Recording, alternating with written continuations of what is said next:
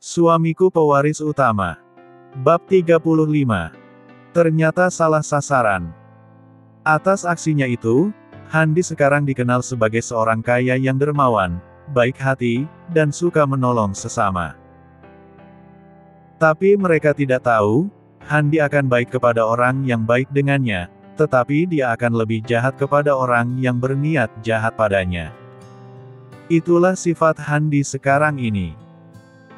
Aksi yang dilakukan oleh Handi terus saja berlanjut, bukan hanya di kota-kota terdekat, tapi sudah merambah ke desa-desa yang dilaluinya.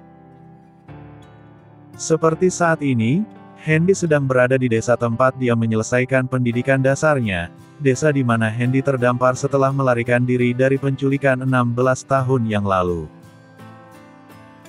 Di desa itu, kedatangan Handi disambut bak raja, semua perangkat desa hadir, apalagi warganya, tidak terkecuali kepala distrik juga kepala daerah yang menaungi desa tersebut. Mereka datang tidak sendiri, tapi dengan bawahan pentingnya yang lain. Sebelum Handi datang, bawahannya sudah memberitahu 1 hari sebelumnya kepada kepala desa, bahwa Handi akan datang membawa bantuan bagi desa tersebut. Berita itu sontak saja membuat kepala desa dan warganya kalang kabut, karena mereka sudah mendengar kabar, kalau desa-desa yang lain, sudah mendapatkan bantuan yang sama, dari si kaya dermawan dan baik hati, Handi. Cepat dirikan tenda di tanah desa, depan kantor desa kita, untuk menampung tamu sultan dan warga yang ingin datang melihatnya. Teriak kepala desa, sesaat setelah dia mendapat kabar akan kedatangan Handi. Aku tidak mau mendapat kesan buruk dari tamu penting dan rombongannya nanti. Tamu mulia seperti tuan muda itu, tidak bisa dianggap remeh, maka kita harus menyambutnya seperti menyambut kepala daerah sendiri. Sambung Tarsa si kepala desa itu panik. Setelah memberikan instruksi pada bawahannya, Tarsa langsung menghubungi kepala distrik, Romi, dan mengabarkan bahwa desanya akan kedatangan tamu penting, untuk memberikan bantuan, sama seperti yang datang ke desa lain. Selamat pagi Pak Camat. Ucapnya melalui sambungan telepon. Selamat pagi juga Pak Tarsa, tumben pagi-pagi begini sudah menelepon, apa ada masalah di desa SM Pak? Sahut Romi penasaran. Bukan masalah lagi Pak, tapi gawat atau bencana. Jawab Tarsa gugup.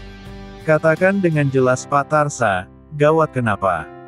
Ucap Romi khawatir. Itu Pak, desa SM akan kedatangan tamu penting, yang akan memberikan bantuan bagi kemajuan desa dan warganya. Jawab Tarsa berbelit-belit. Itu bukan bencana namanya Pak Tarsa, tapi berkah. Bisa-bisanya Pak Tarsa mengatakan bencana. Rutuk Romi kesal. Maksud saya Pak, kedatangannya harus kita sambut dengan layak, kalau kita menyambutnya asal-asalan saja, saya khawatir kesan buruk yang akan timbul nanti Pak, bela Tarsa panik. Kalau begitu kenapa tidak dikerahkan warga saja, untuk mengadakan sambutan meriah, dengan mendirikan tenda dan lain sebagainya. Balas Romi mengajukan usul. Itu tengah dilakukan Pak Romi. Saat ini warga sedang bergotong royong mendirikannya.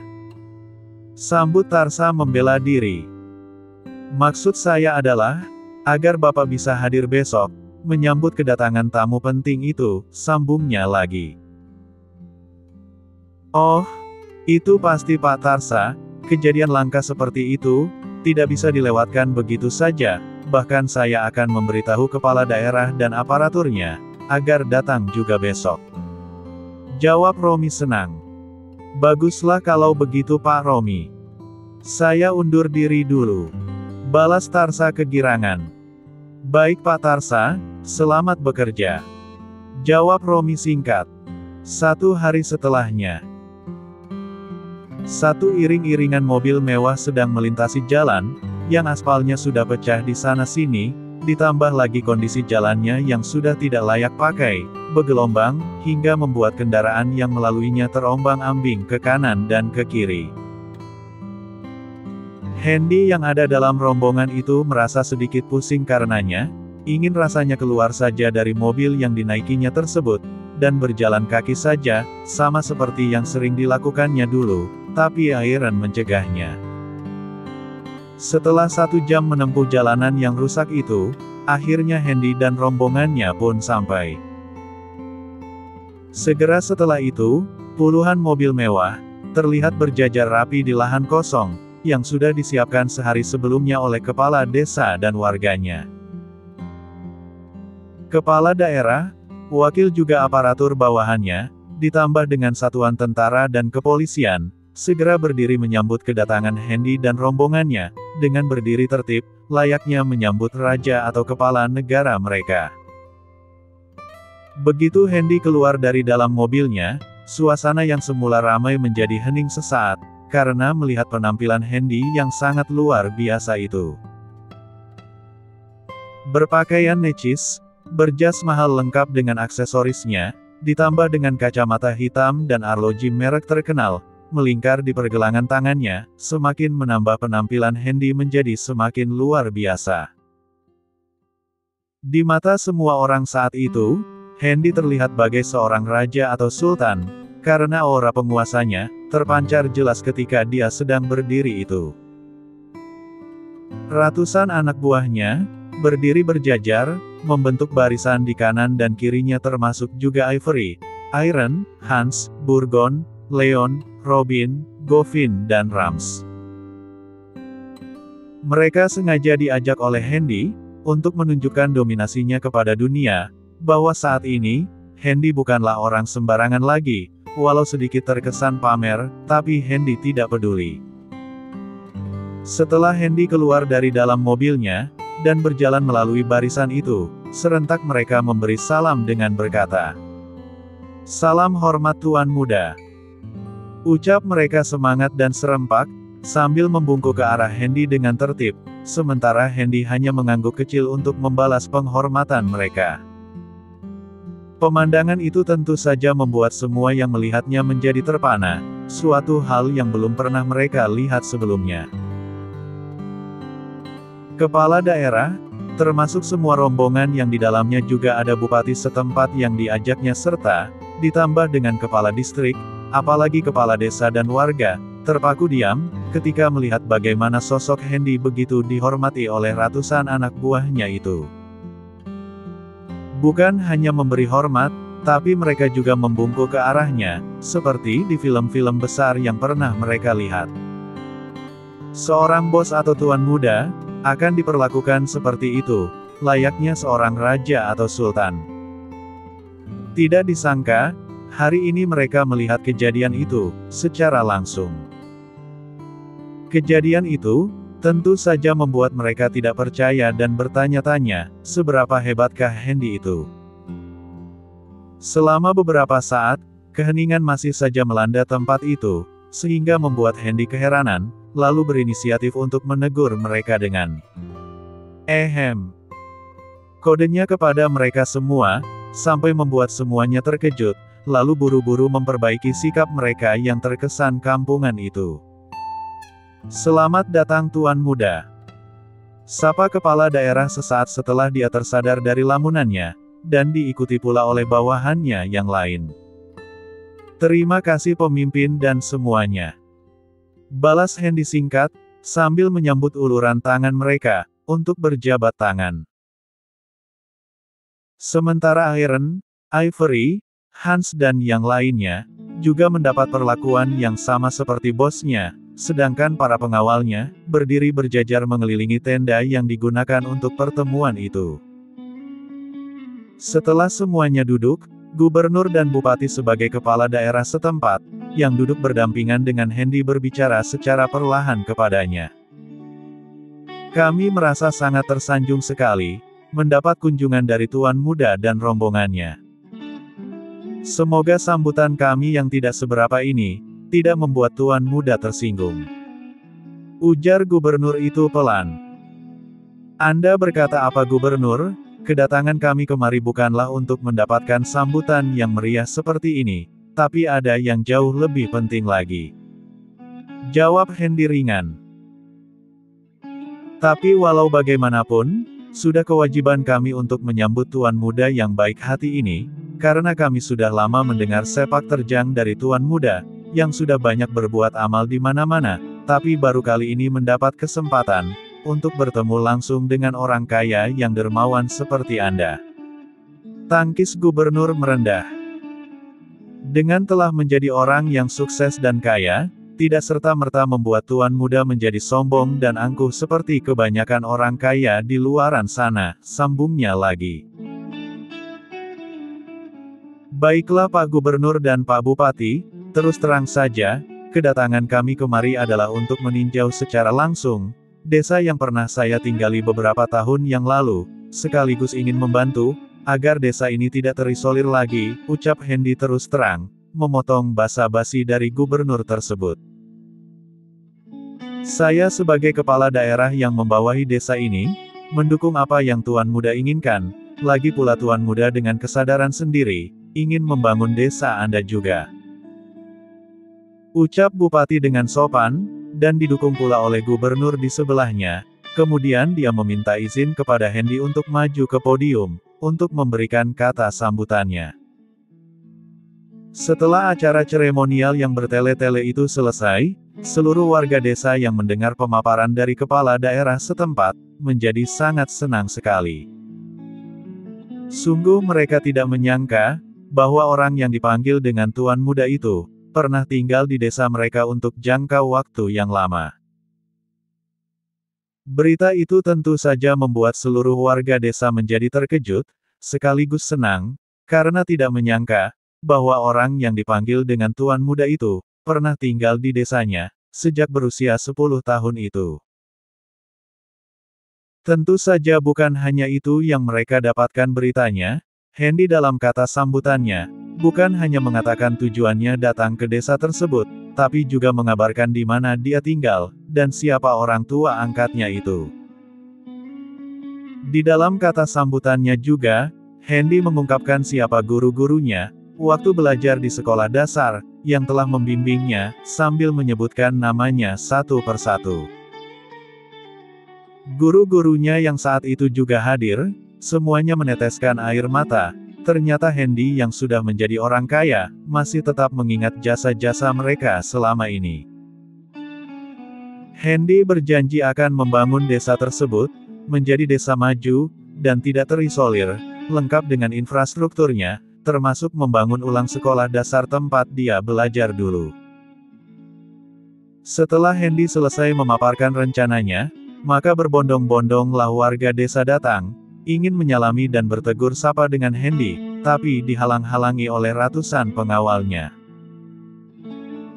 Hendy tidak bisa berbuat apa-apa atas tindakan bawahannya itu, karena dia merasa, tindakan mereka itu benar, agar gubernur dan aparaturnya, merasa tidak terganggu atas kehadiran warga desa yang ingin mendekatinya itu. Tapi Hendy tetap melambaikan tangannya ke arah warga desa, yang ingin mendekatinya, sambil berkata, "Terima kasih saudara semua, karena telah menyambutku dengan sangat meriah sekali." Ucapnya sambil terus melambai-lambaikan tangannya ke arah warga desa. Tak lama sesudah itu, Hendy berjalan mendekati tenda, di mana guru-gurunya sedang duduk di sana, tentu saja dikawal oleh puluhan anak buahnya. Setelah sampai, dengan hikmat, Hendy mencium tangan guru-gurunya satu persatu, kemudian menyeka air mata gurunya dengan tangannya sendiri, lalu memeluknya dengan erat, sambil berkata, "Terima kasih ibu, terima kasih bapak," ujarnya lirih, tapi menyimpan kesedihan yang teramat dalam. Bagi Hendy, guru-gurunya itu adalah orang tuanya sendiri, maka Hendy bersikap lemah lembut pada mereka semua. Bahkan Hendy diam saja, ketika guru-gurunya mencium keningnya dengan lembut penuh kasih sayang. Sikap Hendy yang rendah hati itu, tentu saja membuat guru-gurunya, dan semua yang hadir di situ menjadi terharu. Ada yang menangis, ada yang terdiam, dan ada pula yang tengah menyeka air matanya, karena tak kuasa menahan haru. Aksi kedermawanan Hendy terus dilakukannya di mana-mana, sehingga namanya menjadi terkenal di seluruh negeri. Tuan Mahesa Birawa pun sudah mendengar kabar itu, dan dia sangat mendukung sekali tindakan dari cucu kesayangannya tersebut. Selain itu, Tuan Birawa pun sudah mendengar akan sepak terjang Hendy, yang telah menginvestasikan uangnya, dengan memborong minyak mentah dunia, juga mengakuisisi beberapa perusahaan besar, baik dalam maupun luar negeri. Semua tindakan Hendy itu, menurut Tuan Birawa sudah sangat benar, dan dia sangat mendukung keputusan cucunya itu, sampai-sampai dia mengirimkan utusan untuk menemui Hendy, hanya sekedar untuk menyampaikan dukungannya itu. Padahal zaman sudah sangat canggih, hanya tinggal video call atau telepon manual, Tuan Birawa sudah bisa mengucapkan dukungannya itu, tapi dia tetap tidak mau melakukannya dengan alasan tidak nyaman. Kelihatan sekali kalau Tuan Birawa sangat menyayangi cucunya itu, sampai-sampai apapun yang dilakukan oleh Hendy, tetap dibelanya, karena dia yakin, apa yang dilakukan oleh Hendy itu, sudah sesuai dengan prosedur, dan merupakan keputusan yang terbaik, tanpa ada bantahan ataupun protes sedikitpun. Hari ini di kota Golden City, sekitar pukul 10 pagi, Hendy kedatangan 5 orang tamu, yang mengaku dari sebuah yayasan amal, yang bergerak di bidang penyaluran, pencari bantuan dan dukungan untuk kaum miskin dan tidak mampu. Kedatangan mereka kali ini, ingin mendapatkan dukungan dari Hendy, untuk mendirikan beberapa cabang yayasan di beberapa kota wilayah timur, tetapi mereka kekurangan biaya. Untuk itu, mereka meminta bantuan kepada Hendy, untuk membagikan sedikit uangnya, demi kelancaran pembangunan yayasan tersebut. Mereka sudah mendengar dan menonton siaran tentang kedermawanan Hendy, yang rela mengeluarkan uangnya, untuk membantu orang-orang tidak mampu, dan membangun fasilitas-fasilitas umum. Berdasarkan alasan itu, 5 orang yang mengaku berasal dari sebuah yayasan amal mendatangi Hendy, untuk meminta bantuan kepadanya. Dibumbui dengan cerita-cerita yang sangat meyakinkan sekali. Hendy yang berotak cerdas, tidak mau percaya begitu saja, sebelum menyelidikinya dengan seksama. Secara diam-diam, Hendy memberi kode kepada Rams, si otak jenius, untuk menyelidiki jati diri mereka berikut yayasannya. Sambil menunggu hasil investigasinya, Hendy tetap melayani mereka seperti biasa. Di ruangan itu, Hendy tidak sendiri, tetapi didampingi oleh Iron, Leon, Burgon dan Hans. Juga Rams, yang barusan diperintahkan oleh Hendy untuk menyelidiki siapa orang yang tengah berhadapan dengannya itu. Mereka berlima datang hanya untuk memastikan, bahwa tuan mudanya tidak dalam keadaan sedang terancam, sambil mengawasi perilaku dari kelima orang tersebut. Sementara itu, ketua rombongan yang dipimpin oleh seorang pria yang kelihatannya baik, tetapi menyimpan kelicikan yang sangat dalam, terus-menerus meyakinkan Hendy, agar mau memberikan bantuan kepada yayasan mereka. Tapi beberapa saat kemudian, tiba-tiba wajahnya mendadak pias dan ketakutan, karena Hendy menatapnya dengan tatapan tajam, disertai niat membunuh yang sangat besar. Ditatap seperti ingin dibunuh itu, ketua rombongan menggigil ketakutan. Keempat orang yang mendampinginya, juga menyadari perubahan dari ketua kelompoknya itu, dan masing-masing memberi kode, bahwa aksi mereka telah ketahuan oleh Hendy. Tanpa mau berbasa-basi lagi, Hendy mengangguk ke arah Iron dan 3 orang lainnya, untuk melakukan tugasnya, menangkap kelima orang itu dan membawanya ke suatu tempat untuk diinterogasi. Tapi, tunggu Tuan. Kenapa Tuan menatapku seperti itu? Kami jadi segan Tuan. Kata ketua kelompok itu pura-pura, tapi Hendy tidak menanggapinya. Hendy sekali lagi melihat layar HP-nya, yang berisi pesan dari Rams, yang mengabarkan, bahwa kelima orang itu adalah sindikat penipuan berkedok yayasan amal. Ternyata mereka adalah kelompok penipu, yang mencari bantuan untuk kepentingan dan keuntungan mereka sendiri. Monolog Hendy dalam hati, kemudian membuka suara dengan bertanya. Apakah bualanmu itu sudah cukup, atau masih ada yang ingin kau sampaikan penipu? Gertak Hendy tiba-tiba. Apa maksud Tuan? Kami datang ke sini karena untuk meminta bantuan, bukan untuk menipu. Bantahnya dengan raut wajah sedikit marah. Apakah kau masih mau mengelak?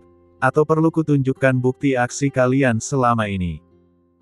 Sambung Hendy dengan aura mengintimidasi. Kami dari yayasan resmi, yang sudah diakui oleh pemerintah, dan bekerja sama dengan dinas terkait. Semua bantuan yang kami dapatkan, pasti akan kami salurkan kepada yang berhak menerimanya. Bela ketua kelompok tak mau kalah. Begitu. Lalu bagaimana dengan yang ini? Ucap Hendy dingin, sambil menyalakan alat yang sepertinya remote control kecil, dan mengarahkannya ke dinding putih yang cukup lebar. Ini, bagaimana mungkin? Ucap ketua kelompok terbata-bata dan ketakutan, sambil berusaha untuk lari, tapi ditangkap oleh Hans, hingga tubuhnya terbanting ke lantai. Masih mau menyangkal juga? Tanya Hendy sambil menyeringai. Ampuni kami Tuan. Kami mengaku salah, kami disuruh oleh Bargo untuk menjalankan aksi ini, jawabnya semakin ketakutan. Apakah Bargo itu bosmu? Tanya Hendy langsung ke intinya. Benar Tuan. Jawab ketua kelompok takut-takut. Iron. Lakukan tugasmu. Ucap Hendy dingin. Baik Tuan Muda. Jawab Iron singkat.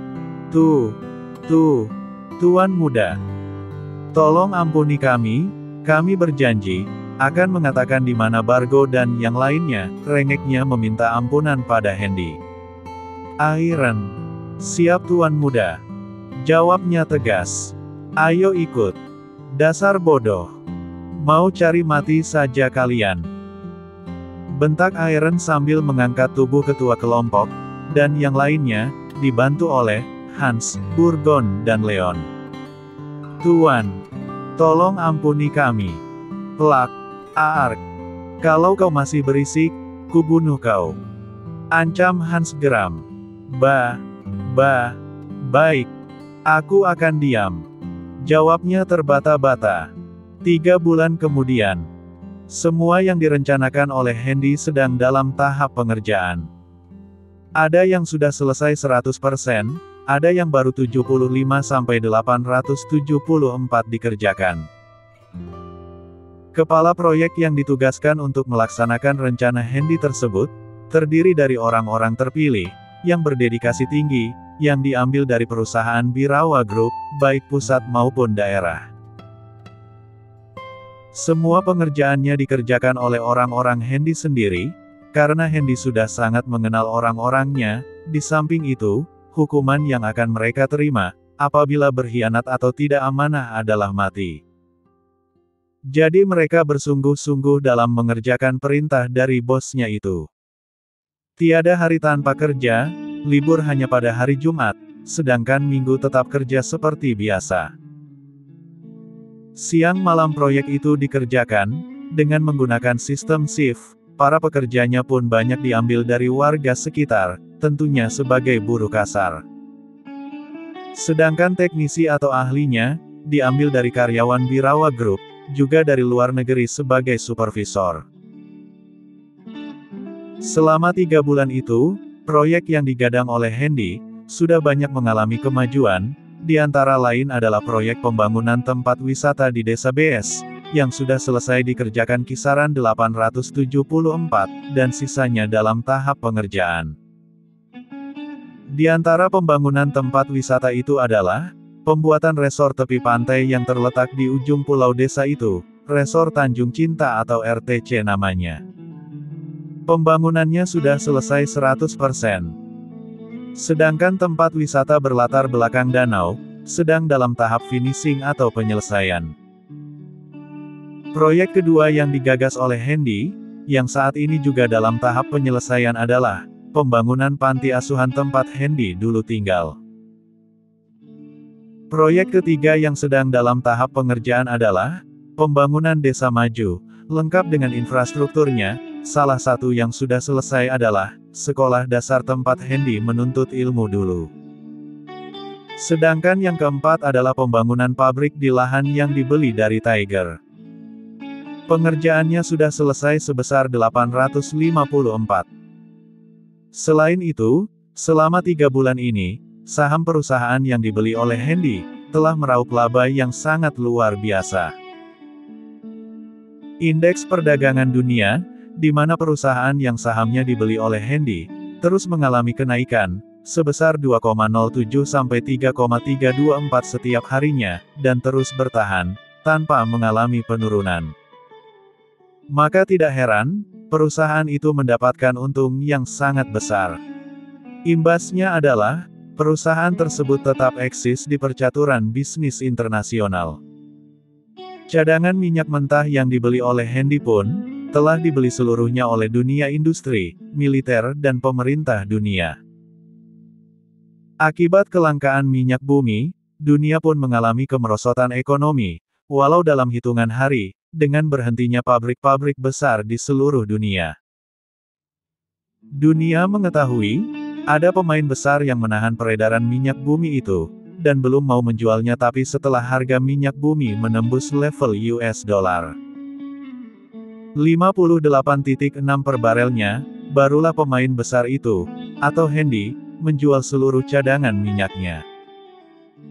Ketika membeli minyak mentah itu, Hendy membelinya dengan harga terendah, yaitu pada level US dollar 27,63 per barelnya. Jadi Hendy mendapatkan keuntungan 2 kali lipat dari penjualan cadangan minyak buminya itu. Keuntungan yang didapatnya itu sudah lebih dari cukup untuk menghidupi rakyat negara ini selama 1 sampai 2 tahun tanpa kerja. Dengan keuntungan itulah, Hendy melakukan gerakan amal di mana-mana, jadi tidak dimakannya sendiri.